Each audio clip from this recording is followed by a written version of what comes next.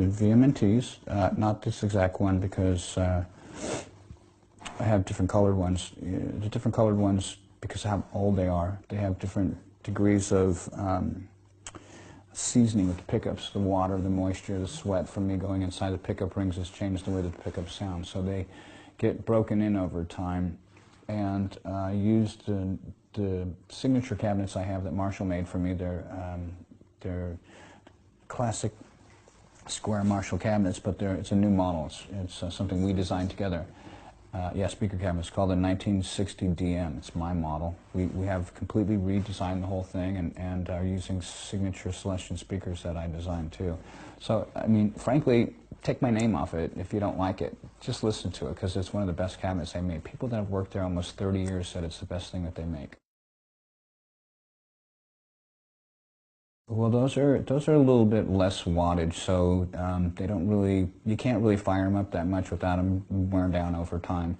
It's definitely got the characteristics of greenbacks, but it's a little bit more consistent than that. You just have to listen to the record. It's on the record. It was a JVM Marshall 410, and like I said, the 1960 DM cabinets. I don't practice. Because I get bored doing it. Usually what happens is I'll write something when I start playing, and I'm never ready to record. So my brain tells me, don't pick up the guitar. Okay. Because if you're going to write something and you're not going to record it, you're going to get pissed off. Okay. And I've done that so many times. I'll start playing something and I'll look around and I'll look for my cell phone so I can call my voicemail and then listen to what I'm doing over the voicemail. And my phone's always away someplace. I have to walk a couple steps, and by the time I come back to the guitar, I have to pick it back up and sit down. I've forgotten what I've done. And, you know, the difference between one note means all the difference in the world, you know? Well, the technique is really, it's based on a lot of things. It's not just the right hand, it's what you're doing. And, you know, I pedal on all different kinds of strings. You're talking back and forth like this, that's either called pedaling or butterfly picking. And I do a lot of down picking, which is the same exact motion as butterfly picking, except you're not picking it on the way back up. So one is down picking like this, and the other is... Well, I can't really show them. If you want me to keep playing it, you know, I mean, this is how I play. But the part about the pick, too, when the pick is going perpendicular to the string like this, it makes more noise because when it hits the string before it releases, it's got more time before it plucks it. If it's flat with it and it's parallel to the string, you can hear it. There's a noise there, like, you can almost hear it right before the note. This way, it's just a note. So I try and pick as much as I can, pedaling over the string with the pick parallel to the string like that. And if I mute the string with a little bit of the meat on the outside of my palm here, it makes the string sound better, so it's percussive. If I open it up, that's the same thing. It's the same thing pedaling. You're just sliding your hand up. You can completely deaden it, so it's just percussive, or roll it back a little bit more, it becomes more melodic.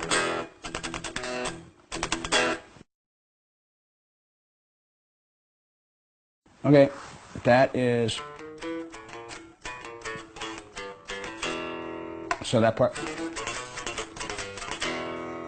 that's the beginning part. It has a couple different variations of that, and then the verse part is,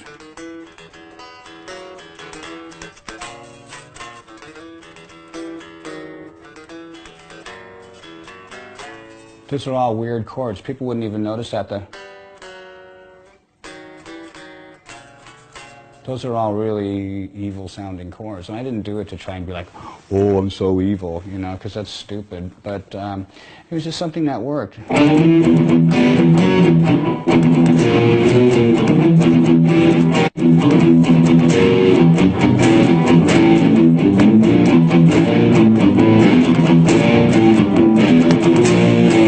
at the very end, I go from those weird chords to a power chord because it has finality to it. So what I'm going in this kind of shape, which is basically the same shape as a normal G chord, that's a G. So when I do this, it's kind of like just moving the G. And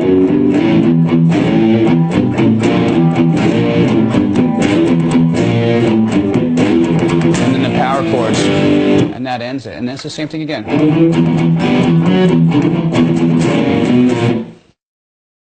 So that's that part. There's other riffs to that song, so I'm not exactly sure. That's all there really is to Holy Wars, except for...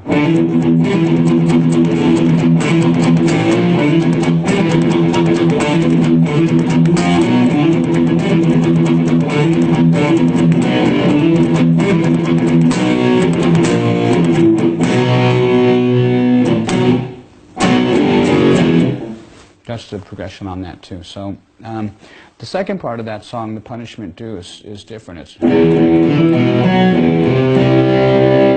the way I grab all those chords, it makes all those different sounds. I'm hammering on that and then rolling off. It's really weird. And it gives it way much more sound than going... That's boring, you know, so I go...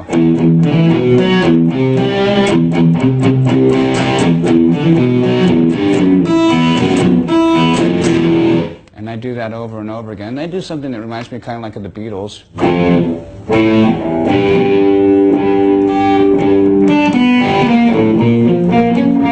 Let me do this right. It's been a while since I played this.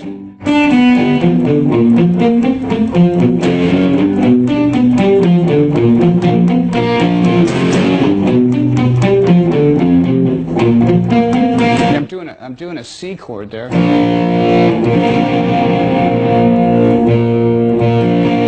What would that be up here?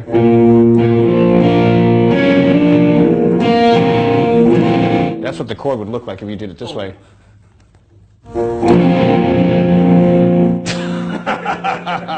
Yeah, I can do that. So that's the other part, and then the very end of it, when it goes,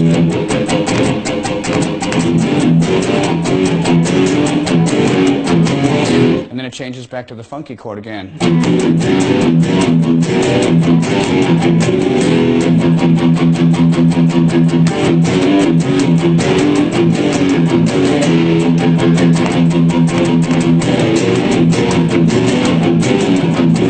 And then I do my solo, which I can't show you.